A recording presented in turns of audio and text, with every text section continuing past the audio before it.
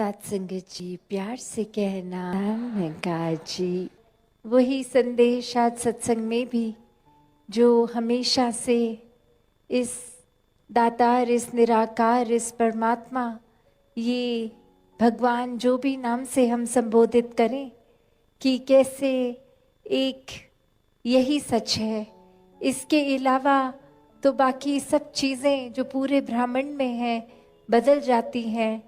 कोई अपना समय के साथ साथ किसी का आकार बदल जाएगा, किसी का अस्तित्व खत्म हो जाएगा, किसी में कोई और तरीके से कोई चेंज आएगा। तो सिर्फ और सिर्फ जो हर समय कायम दायम है वो यही परमात्मा, ये निराकार। और इसी निराकार से जुड़ने के लिए ये भक्तों ने आज भी संदेश दिया और यही संदेश युगों युगों से एक भक्तों ने दिया। किसी भी धर्म ग्रंथ को उठा के देखें, सभी में बात इसी परमात्मा की है कि कैसे एक इंसान का जो मूल एक स्वभाव है वो यही निराकार है।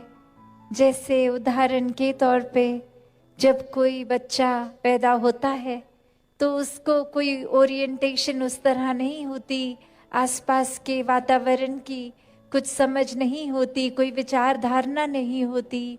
पर धीरे धीरे ये एक समाज से, स्कूल से इत्यादि जिसके संपर्क में आता है वो कोई ना कोई एक विचार धारणा बन जाती है।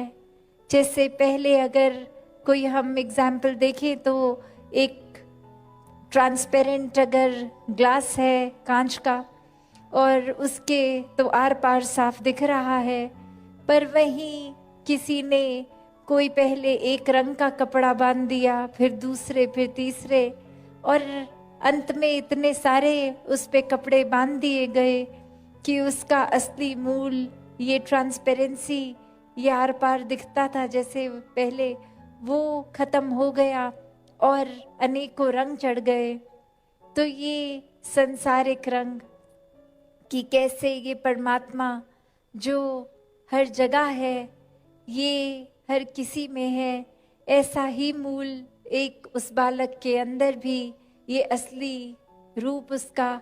और कैसे फिर एक सोच विचार से, एक सोसाइटल कंडीशनिंग से, ये तरह तरह के रंगों के असर पे, ये एक कोई रीति रिवाज में, एक कोई जाति पाति में, एक कोई किसी तरह के अपने एक सोच को बना लेता है और वहीं अपने सही और गलत बना लेता है। और वहीं कोई दूसरे कल्चर का, किसी एक के कल्चर में जो सही उसके कल्चर में गलत, ऐसे अनेकों हर किसी के एक ही देखने में आता है। और ये सारे बंधन, ये सारे रंग फिर सिर्फ ब्रह्म ज्ञान द्वारा ये बंधनों से मुक्त हो जाती है। वही ये आत्मा है, इस परमात्मा का मूल। और कैसे ये संसार में शरीरों में है हर किसी के, ये आत्मा इस परमात्मा की ही अंश जो एक दैवीय है, एक बहुत ही इस इंसानी जन्म में ये जो पोटेंशियल है हर आत्मा का, ये परमात्मा बनने का। तो इसको कैसे हम दुनियावी रंगों में रंग देते हैं, कैसे फिर ये अपने मूल स्वभाव से बिल्कुल ही अलग हो जाती है। ये सांसारिक चीज़ें जो क्षण भंगुर हैं उनको हकीकत मांग लेती है। और कैसे फिर हमारे एक आचरण में, एक हमारे नेचर में भी कुछ चीज़ें आ जाती हैं जो फिर बिल्कुल ही एक हमारे मूल स्वरूप से विरुद्ध हो जाती है।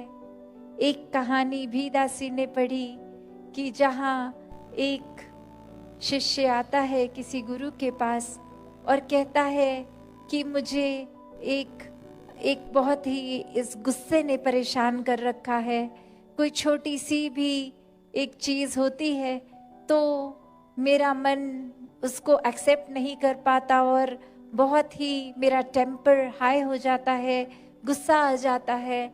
मैं को एक यही एक अपने आप से परेशानी होती है कि बहुत गुस्सा आता है, और वहीं वो गुरु आराम से उस शिष्य से बात करते हुए कहते हैं, अच्छा इस समय अभी के अभी गुस्सा होके दिखाओ कैसे आता है।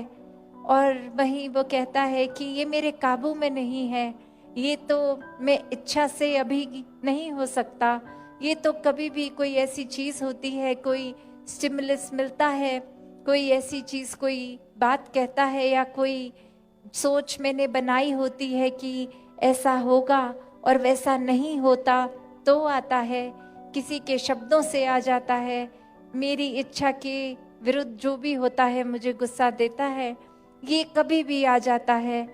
तो फिर से एक बार वो गुरु कहते हैं, ठीक है तो अभी होकर दिखाओ, मुझे गुस्सा होकर दिखाओ। और आगे से वो गुस्सा तो क्या, वो एक मुस्कुराहट ही आ गई कि ऐसे तो नहीं हो पाएगा।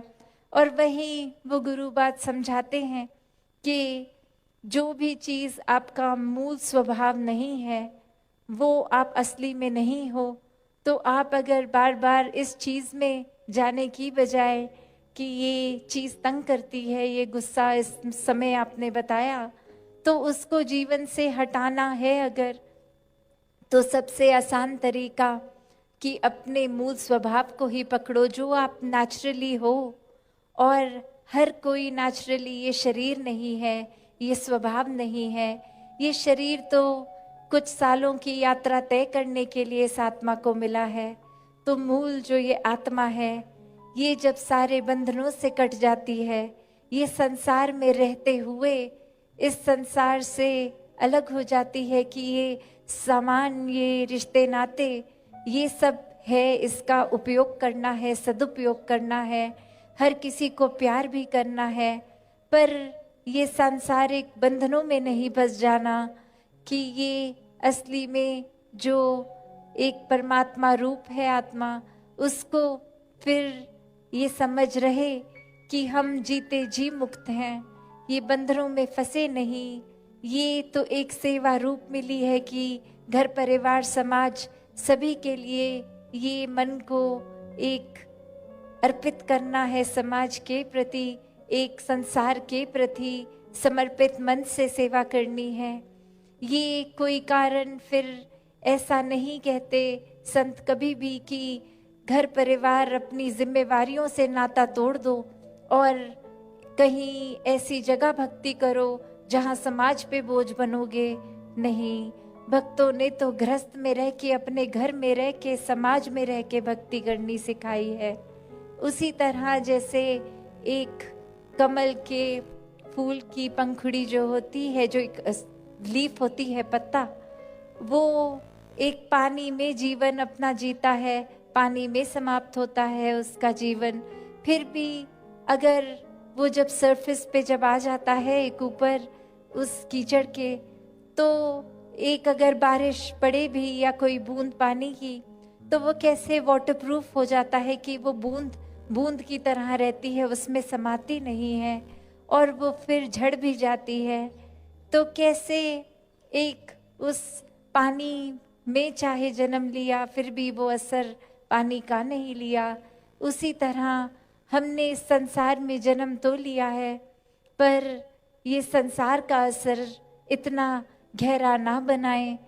हमेशा परमात्मा का ही प्रभाव अपने मन में गहरा होने दें कि कैसे हर चीज़, हर एक में ये परमात्मा ही है। किसी को ये नफरत करने का इस तरह वजह ना बनाए, कोई कारण अपने मन में, अपनी विचारधारणा से ना बनाए कि किसी से नफरत हो। सभी अपने हैं, सभी बहुत अच्छे हैं, सभी इस परमात्मा का अंश हैं, सभी श्रेष्ठ हैं। तो ऐसा प्यार ही भक्तों ने करना सिखाया है कि जब पूरी सृष्टि में कण कण में इस परमात्मा के दर्शन करते, तो कैसे फिर हर जगह ही ये नज़र आएगा। और फिर ये जो एक बात है कि हम करीब जिस तरह एहसास कर पाते हैं एक नज़दीक होके, तो फिर ये परमात्मा में जीते जी एक में खो जाते हैं, ये एक रस हो जाते हैं। जैसे पानी में अगर शरबत घोल दें कोई रंग का, तो फिर वो पानी और वो शरबत उसी रंग के हो जाते हैं, तो वो कोई अलग अब नहीं कर पाएगा उसको, वो एक हो गए हैं।